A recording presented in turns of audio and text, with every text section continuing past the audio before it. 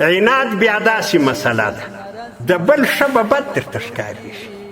د کبعید صاحب نه یې تا ته به عیب ښکارېږي عناد داسې مسله ده تعصب و عناد به دا دغه شی د نبي علیه صلات وسلام اولادونه وو زامن یې وو کوچني وفات سو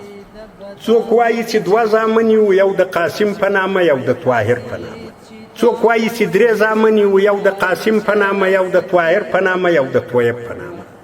دا درې سره یو په بل پسې کوچني وفات سو لوړانې یې درلودې غټې غټې واده یې کړې لوړانې څلور سره یې واده کړي دي خو زامن یې کوچني وفات سو یو زوی بیا په مدینه منوره کې پیدا سو کوچنی وفات سو د ابراهیم په نامه دا د مکې خلکو پر نبی علیه صلات وسلام د ابتر نوم کښېښود چې دا ابتر معنا بې خیر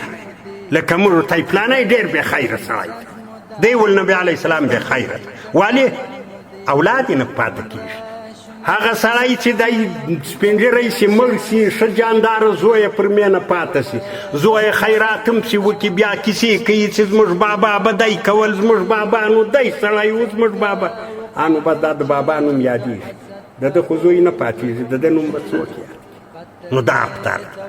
دا خبره د نبي علیه صلات سلام غوږو ته ورسېده پر نبي علیه صلات سلام بوج شوه چې د الله بندګانو دا خو د تقدیر مسله ده مرګ و ژوند خو د الله په واک کې دي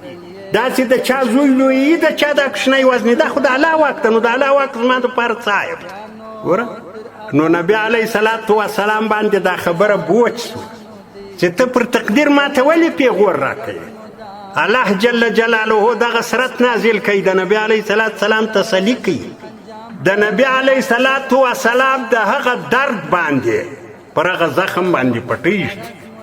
چې ته پریشانه کېږه ما دا خو د دښمن خبرې دي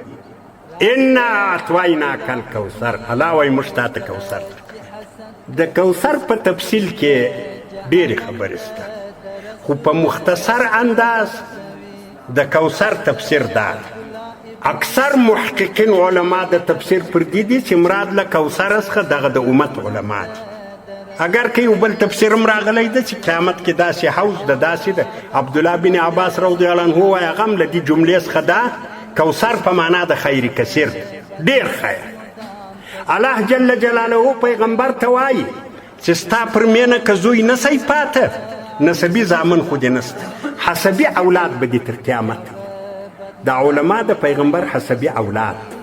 دا د پیغمبر د پاره کار کوي زوی خو هغه کار کوي چې پلار یې کوي کش د غیبتو او بهتانونو دی تخم دی